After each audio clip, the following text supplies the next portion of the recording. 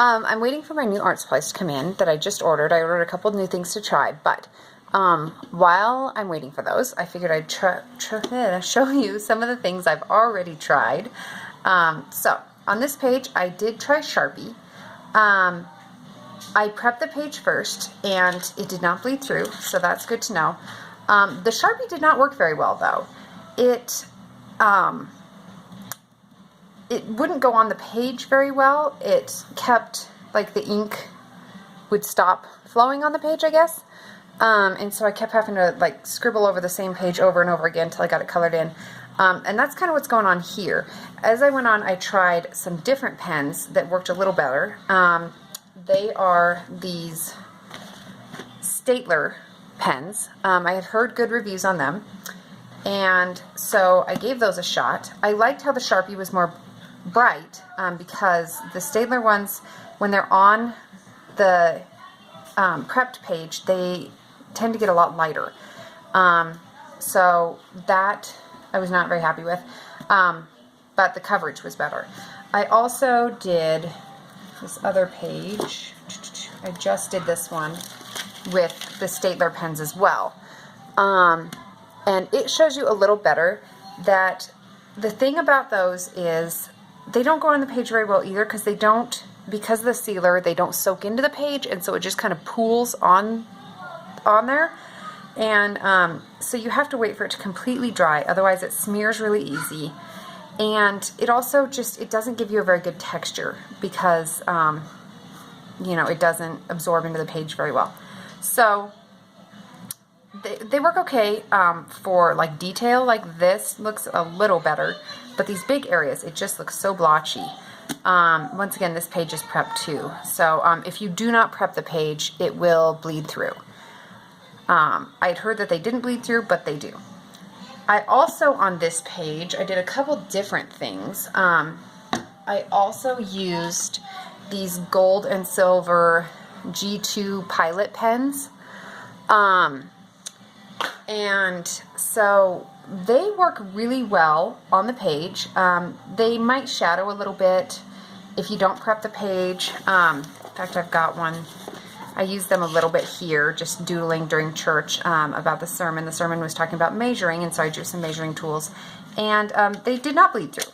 So they work great. They're a great accent. They don't work very well over other mediums sometimes, but just on the page, they work great.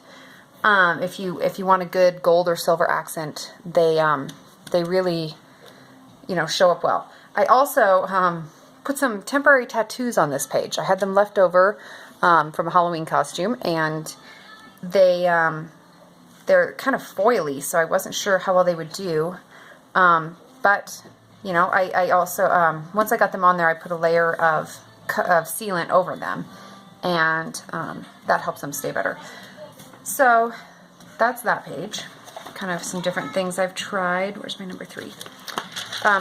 So my Lion. I used Microline pens. They're kind of like a cheap version of Micron. They work okay for, let's see, where's that page I did? For underlining, like I did a lot of underlining here, and you know, it really didn't bleed through. But if you're going to color in an area like this, they bleed through quite a bit. So I should have prepped this page. Since I had used them a little bit, I didn't think they would bleed through, and obviously they did. So, like I said, it's a cheap alternative to Micron, but it's just not the same quality. So onto the Micron. I did use some Micron here. I have one set of Micron pens. It was like a Bible study kit. I'd show you the package, but I got it a long time ago, and I don't have the package anymore. But they're just regular colored Micron pens, and I don't use them a lot just because I only have a few of them, and I don't want to use them up. So I mostly just use them for, you know, coloring in my words and stuff here. They work great. They don't bleed through. You can color in. In fact, on that Lion, the places that didn't bleed through, it's because I finally switched and used the Micron pens a little bit in there. So Micron pens are excellent. Let's see. Next.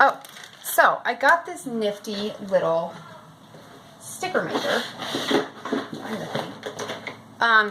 It was on clearance here at Shopko, and so I picked it up. It's really handy. You just like you can print out a piece of paper, you just slip it in there, pull it out the other side, tear it off, and it makes a nice little sticker. And so I made this page for Father's Day, and all of these are little pictures that I printed off and popped through my sticker maker, and they're stickers, and they stick excellent. I haven't had a problem with them yet. You have to limit it to about 1 inch wide, but I think it's perfect size for in here. So, and honestly, I bought that little thing. It comes with like 10 feet of the sticker paper in it, and I got it for like $2. So they're excellent. Where's my number 6? I should have been taking these off. Oh, okay, so this page. I did have a question about this page. I used all kinds of things on this page. It was one of those things I started and just kept going, trying different things to try to get it where I wanted. I didn't really get it where I wanted, but okay, so I used watercolor on the background. I really like how that turned out. The words show up great. What I used watercolor pencils.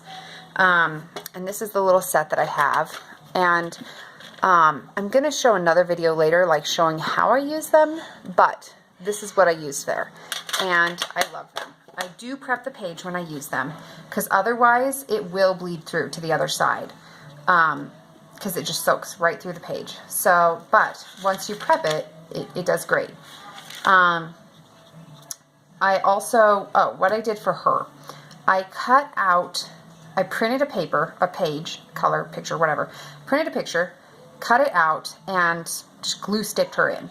And then what I did to try to blend her into the page a bit is took some acrylic paint. And through here, it worked out okay. You can still see the words pretty well.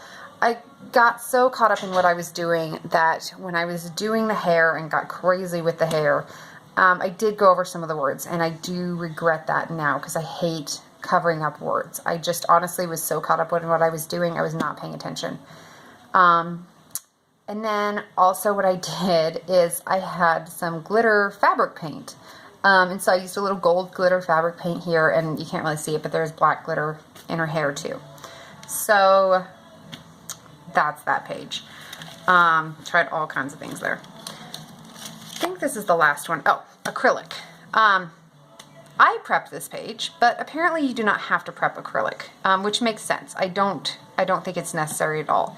The acrylic just sits nicely on the page, and I did copy this page off Pinterest, so I'm not sure. I'm sure it's copyrighted or something, but so I will say I did copy this page. This is not my original design. I saw it and I liked it better. The reason I wanted to show this on here is because if you go to this page in your Inspire Bible, there is already another picture there. And that is one thing that kind of frustrates me about this Bible, is whenever I really want to do something on a page and there's already something there. So this one, I just went over it with the acrylic, and I guess you can kind of now see the design a little bit behind it, but the acrylic is a great way to kind of just cover that up and do your own thing if you want to. So I was pretty happy with how that turned out. It makes the page feel kind of thick, but not bad. So I think that kind of catches you up to what all I've tried. I'm looking forward to doing another one here soon. I got some new Lolly's gel pens that I'm going to try, and I also got some Faber-Castell kind of kids gelatos that I want to try.